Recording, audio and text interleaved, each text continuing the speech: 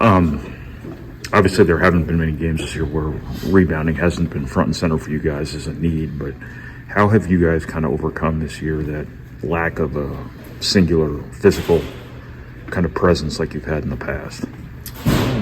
We've had to scrap. Yeah. We've had to work our tails off, and we do rebounding drills every day in practice. So we knew that if we're going to play smaller, that was going to be what it was going to take to win. And so I think we've done a decent job of it, but we're really going to have a challenge tomorrow. Mm-hmm. Is it a challenge to try harder than the other team without getting caught up in some of the little fouls that have affected a few games?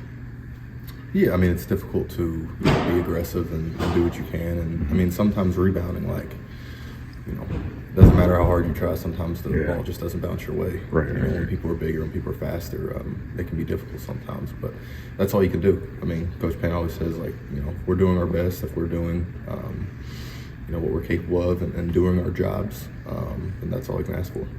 Are they popping you to the elbow more here the last couple of games on offense to try to give you driving lanes? What do you mean by that?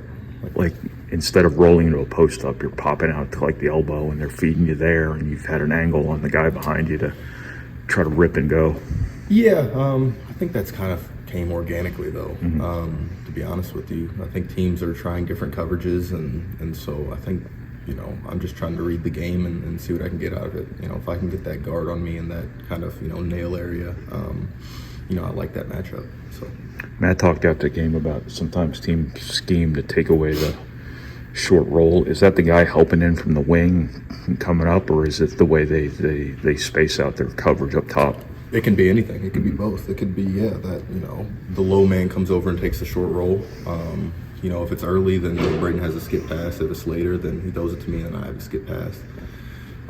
Some teams have tried to switch it. Just the initial ball screen, and so we don't get that action. There's a bunch of different teams have gone zone. So I think at this point we've kind of seen everything teams have done, but it's a variety of things. Mm-hmm. Teams have tried a lot of different things. You had the 2 assists on the threes. I think you had a hockey assist to CJ where he drove to the middle with his left hand. Is that a read for you, or is that kind of predetermined from the play call? Oh no, that's a read. Okay. Those are reads. I don't think I should have gotten the CJ one because typically on a 2-man side, he wants me to roll to the basket because there's a lot more help. Mm-hmm. And so I normally get my short rolls out of the 1-man sides. But that being said, no, I think on the other ones it was a 1-man side, and that is the read. If they help up, then I hit the corner every time. So. It seems to come pretty natural at this point with all your experience this season doing it. Is that fair to say? No, yeah, 100%. I mean, at this point in the season, I think it's natural for everybody.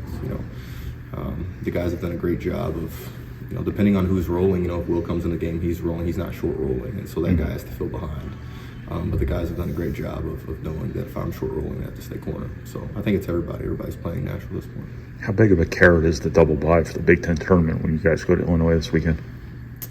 I think it's a big carrot. I mean, it's you always want the buys as many as you can. Mm-hmm. It gives us some more rest that we can lock in our first opponent. Is there a little bit of a